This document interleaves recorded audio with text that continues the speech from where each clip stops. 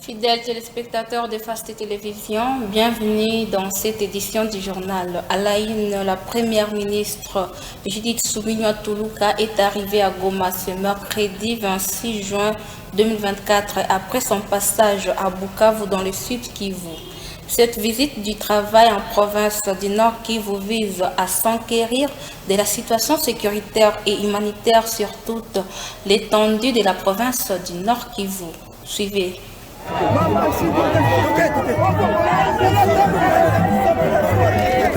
Mes premières missions à l'est du pays, c'est vrai que comme je l'ai dit à Bukavu, nous avons des problèmes dans toutes les provinces de la République, mais que ce soit le sud Kivu et encore le nord Kivu, des provinces qui subissent les affres de la guerre depuis plus de pratiquement 30 ans.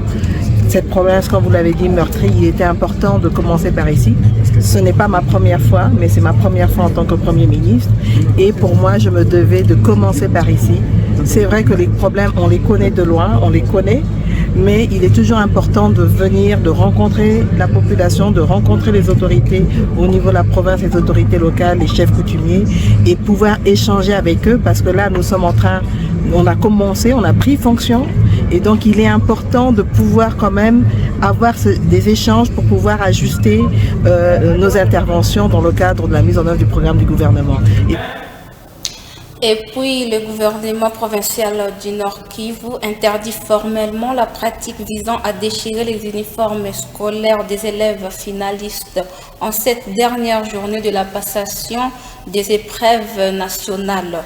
Dans un communiqué de presse lu mercredi à la veille de l'exéta, Dani Yangba, conseiller principal du gouverneur de province en matière de sécurité et ordre public, stipule que les récalcitrants seront déférés devant leur juge naturel.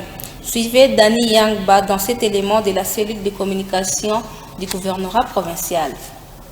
Le gouverneur de la province du Nord Kivu, le général-major Chirimwami Nkuba Peter, informe les finalistes de toute sa juridiction qu'il est strictement interdit de déchirer les uniformes ou de se retrouver dans les débits de boissons en uniforme après la passation de l'examen d'État pour célébrer la fin des études secondaires.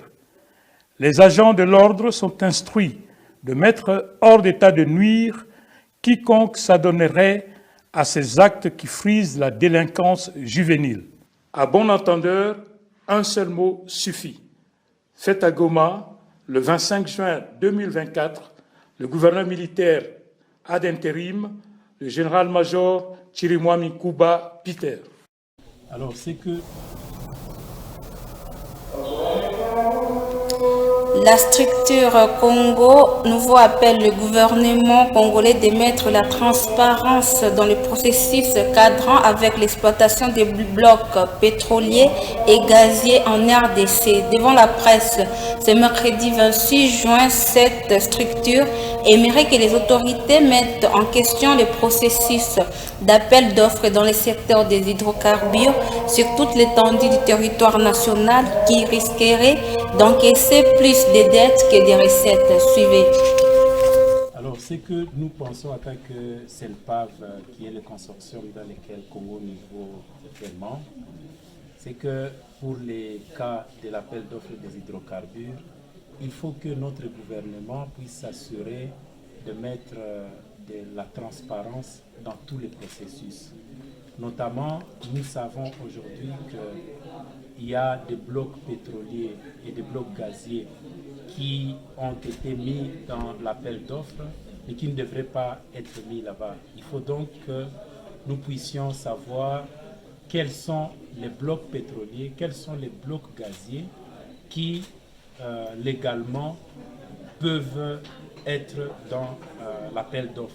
Donc nous demandons à notre gouvernement d'élaguer tous les blocs gaziers, tous les blocs pétroliers qui peuvent être en conflit avec la loi, mais aussi des blocs pétroliers et des blocs gaziers qui se trouvent dans des zones écologiquement sensibles, comme dans les parcs et dans d'autres zones qui sont protégées. Nous aimerons aussi que la transparence à laquelle notre gouvernement a signé dans le cadre de l'initiative pour la transparence des industries extractives soit scrupuleusement respectée, notamment tous les critères de sélection, en sorte qu'on ne puisse pas avoir des sociétés qui gagnent le marché alors qu'elles ne devraient pas gagner le marché. Pour nous, lorsque nous le voyons, lorsque nous voyons l'exemple de la société Alfadjiri, nous avons tous les arguments pour nous prouver qu'il y a eu des faits de corruption dans le processus. Voilà le conseil que nous donnons au gouvernement. L'entreprise ou la société Alfadjiri et même l'entreprise ou la société Wins Production, ce sont des sociétés qui ont gagné le marché de l'exploitation du gaz, notamment pour le bloc de Banjofu et le bloc d'Idjui dans le lac Kivu. Mais c'est des sociétés qui n'ont ni capacité technique ni capacité financière. D'ailleurs, pour Alfadjiri, c'est d'ailleurs une société très nouvelle qui a été créée seulement 6 mois avant le processus, le début de l'appel d'offres.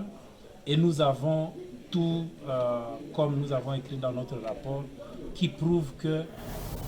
Lors d'une réunion stratégique tenue mardi, des membres du gouvernement ont examiné en profondeur les indicateurs macroéconomiques du pays afin de mettre en place des stratégies efficaces pour endiguer l'inflation et stabiliser la monnaie nationale.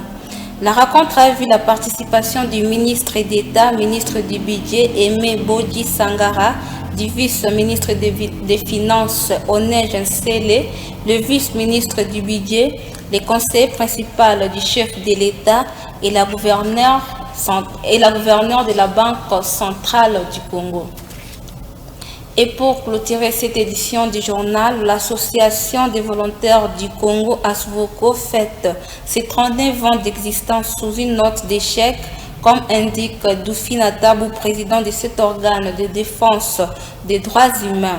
C'était au cours d'un point de presse tenu ce mercredi au centre de presse de la province du Nord Kivu à Goma. Les défenseurs des droits humains appellent par cette occasion la classe dirigeante à promouvoir la paix et la cohésion pacifique pour déboucher l'unification mondiale. Suivez.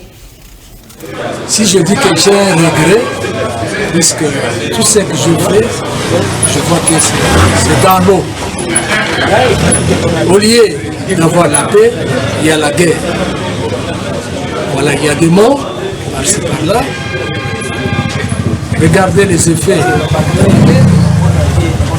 Vous voyez les déplacés, comment ils vivent, leurs enfants, comment ils sont en train de vivre. Tout ça, ce sont des effets de guerre. La SVOCO est en train de chercher la paix.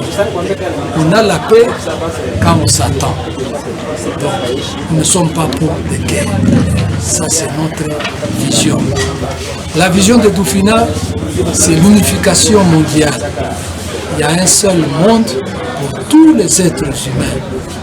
Nous avons ces comportements des êtres humains, pas comme des animaux. Il faut... Et voilà, chers téléspectateurs de Flash Télévision, c'est par là que nous mettons fin à cette édition du journal. Rendez-vous dans les éditions de jeudi 27 juin. Merci.